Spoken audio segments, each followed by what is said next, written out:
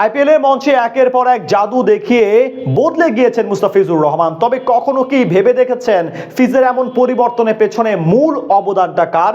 মাঠের মধ্যে কার টোটকায় জাদু দেখাচ্ছেন ফিজ, আর মাঠের বাইরে থেকেই বা কে নাড়ছেন কলকাঠি? নিজের মুখে দুজনের নাম জানালেন কাটার মাস্টার। চেন্নাই জার্সিতে ফিজের পরিবর্তনের গল্পটুকু জানবো এই প্রতিবেদনে।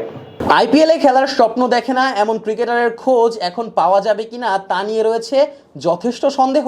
বাংলার ক্রিকেটেও এমন স্বপ্ন দেখেছেন অনেকেই, তবে তা সত্যি হয়েছে হাতে গোনা কয়েক ক্রিকেটারের।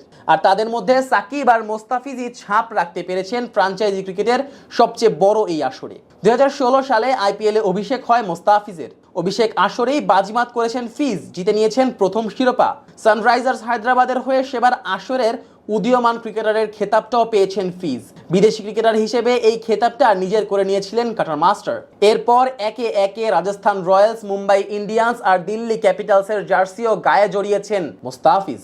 আর এবার তাকে 2 কোটি ভারতীয় রুপিতে দলে ভিড়িয়েছে চেন্নাই সুপার কিংস, যেই দলে খেলার স্বপ্ন শুরু থেকেই দেখতেন ফিজ। তাই তো চেন্নাই দলের সুযোগ পাবার রাতে ঘুমাতে পারেননি কাটার মাস্টার। নিউজিল্যান্ডের মাটিতে ম্যাচের আগে ধোনির দলে খেলার উত্তেজনা কেড়ে নিয়েছিল তার ঘুম।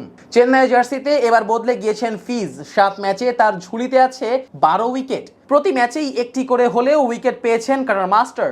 জাতীয় দলে ব্যর্থ হলেও চেন্নাইয়ের জার্সিতে ফিজের এমন বদলে যাওয়ার পেছনে কলকাঠি নাড়ছেন 2 অভিজ্ঞ ক্রিকেটার, মহেন্দ্র সিং ধোনি আর ডোয়াইন ব্রাভো। মাঠের মধ্যে ধোনি মুস্তাফিজ জুটি বারবার ধরা দিচ্ছে ক্রিকেট ভক্তদের চোখে।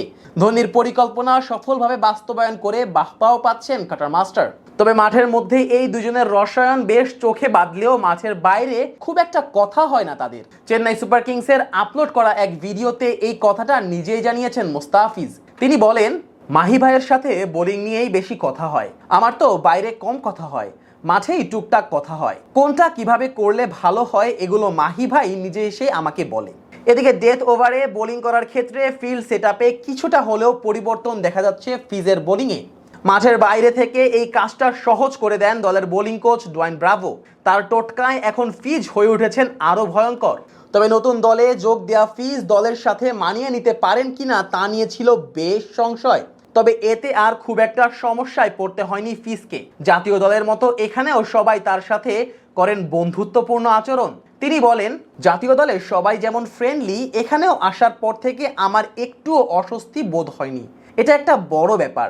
মাহি ভাইয়ের ফিল্ড সেটআপ, ডেথ ওভারে ব্রাভোর ফিল্ডিং সেটআপ, এসব ছোটখাটো জিনিস খুব কাজে লেগেছে।